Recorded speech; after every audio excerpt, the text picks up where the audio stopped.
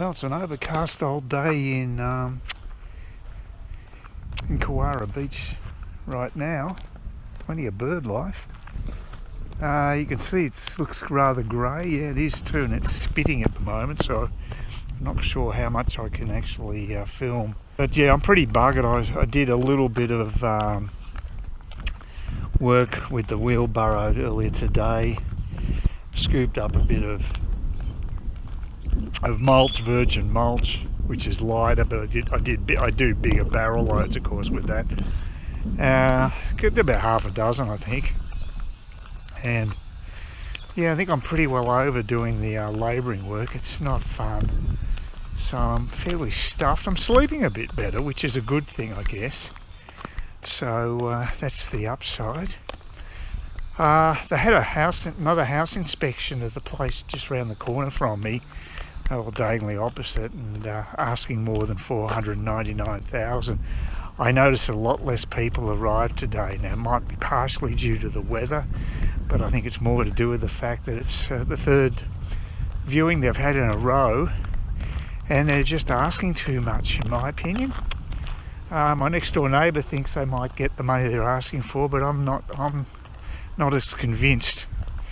But anyway, we'll see. Apparently there's real problems with the economies at the moment, not just the Australian economy but also the US economy. Lots of shortages of goods, partially due to some bottlenecks with container shipping and what have you. World trade's been affected by COVID, but apparently there's a bit of a building boom up here. About 600 new properties being built, and apparently there's a chronic shortage of building materials. So when people enter into contracts to build a house, it generally isn't a fixed price.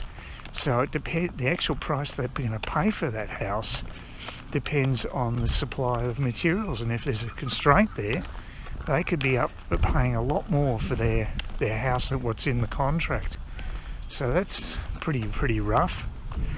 And of course, in America, there's talk of basically quite heavy inflation taking place, 5% a month inflation. This is quite, well, I mean, that's probably on an annual basis, I think 5%, but it's reached the level where it is going to be 5% per annum, and it could go even higher.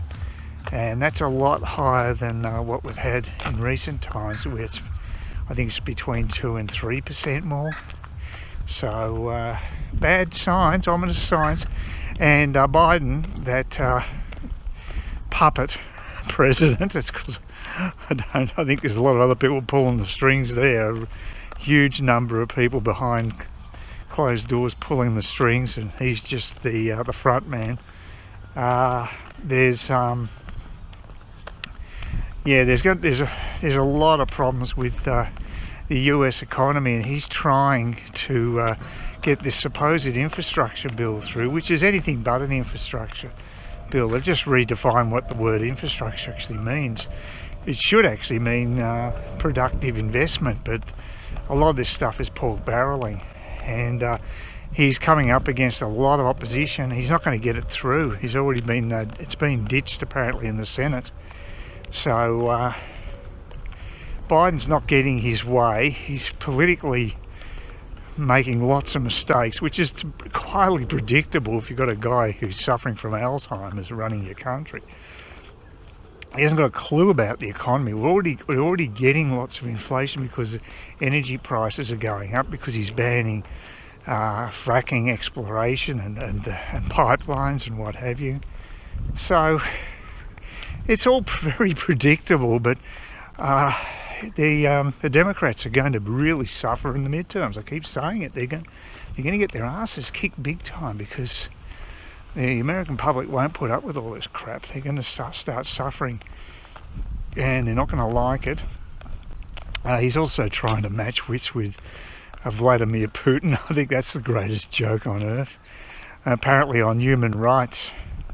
And apparently Putin's going to counter anything Biden throws in, and by just saying, well, what about the way you're treating the people who who were have been shoved in solitary confinement after the incident in Washington, where they stormed the public buildings. There's the people that haven't, I don't think, even had formal charges, and they're in solitary confinement. I mean, that's as worse as any banana republic. So Putin's is sharp, you know, and Biden is anything but. He's the opposite. He's totally blunt when it comes to wit and being able to parry and thrust when it comes to negotiations. So it's going to be a whitewash. So and of course his poll numbers are dropping quite a lot. But yeah, like I say, here there's major problems with supply of materials. So people wanting to renovate or build a house are up for a bit of money. Luckily, the things I need to get done, like the electrical stuff, I don't think is going to cause many problems in that area. I think getting my lights changed, but the only problem is that Bees Electrical, the guy who did the quote for me, who is from Clifton Beach, he seemed to be a lot more with it than the previous guy who quoted, who was from Trinity Beach.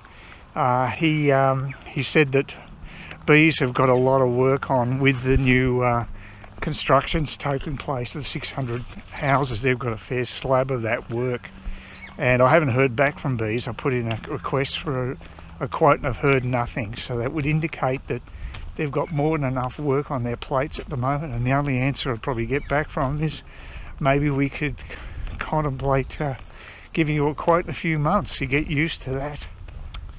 So I did get some good news though on the quote front. I actually on Lynn's advice, I contacted a tree lopping company, and they got back to me pretty quickly, and they've come back with an amazingly low quote.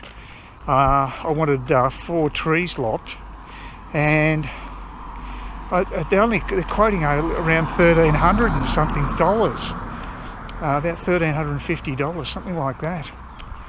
So the pedestrian highway to the shops. Every time we come across someone else that's doing Shank's Pony over there towards the shops. Yeah, I'm heading for some cheap port again. The Wolf Blast port's $7 a bottle, so I might pick up a couple of bottles. Don't want to be doing this trip every day. So yes, but anyway, so very good news regarding the tree loppers.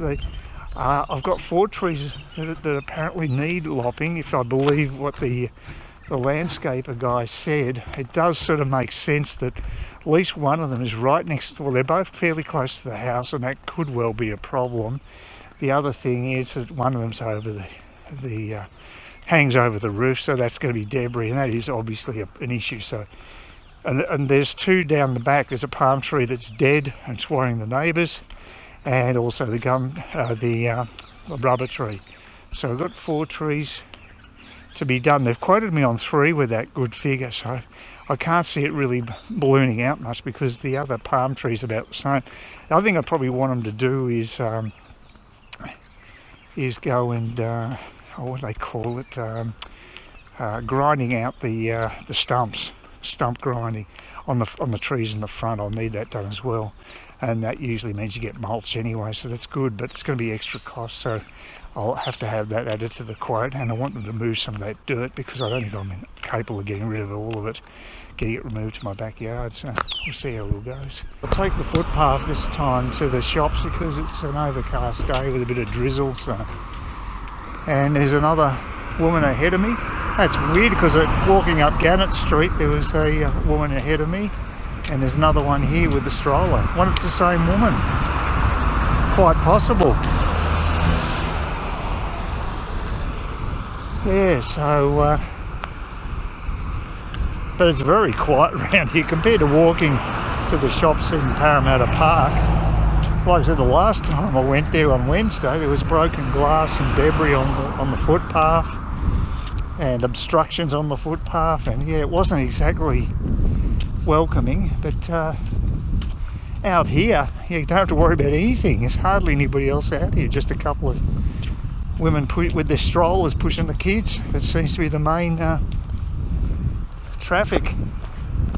So now that should be Crocodile Park there, the entrance. It's quite a large urban park. I'll have to check that out some stage. Yeah, it'd be interesting to see what it's like. There is a creek there for sure, because I know it runs just behind the house I inspected. So yeah, just hope there aren't too many crocs there. So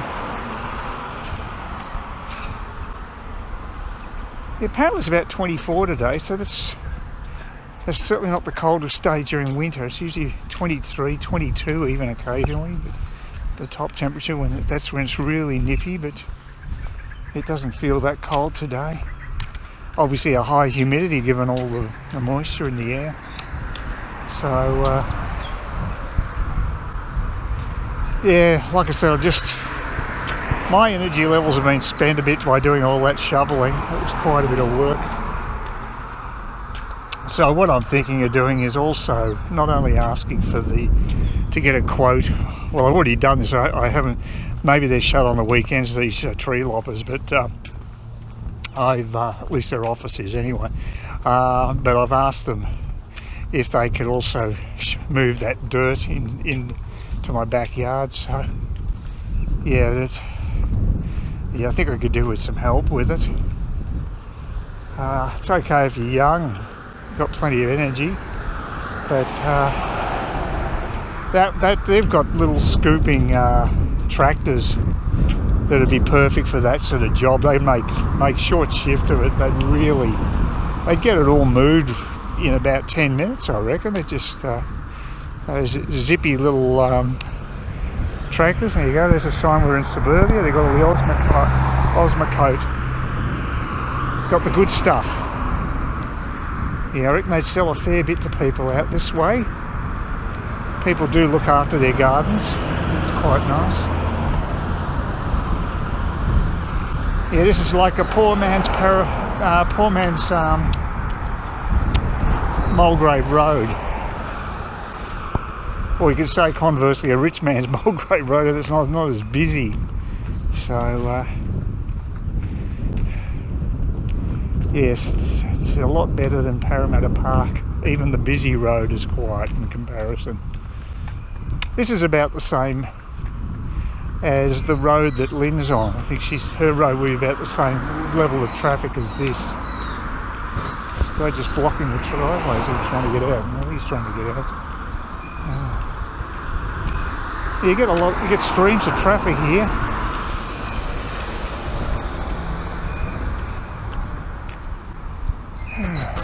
Yeah, a lot of cars. Well, it's Car City. It's not designed for pedestrians. This is one of the rare footpaths you'll come across. So enjoy it while I've got it. Well, it's good for wet days. Well, this is winter in the beaches in Kewarra Beach Cairns. It's a lot less of a hassle than the winters in Melbourne. I haven't checked the temperature in Melbourne today, but I'll have a stab and say probably 14 degrees top, and probably wet and windy. I could be wrong. You never know with Melbourne. I could have one of those weird days where it's about 17 or even 18 degrees in the middle of winter, but it's highly unlikely. Please consider subscribing to my channel if you think there's anything there of use to you, or entertainment or whatever, and either do that or give me a thumbs up, or if you're feeling really energetic, do both. That'd be great.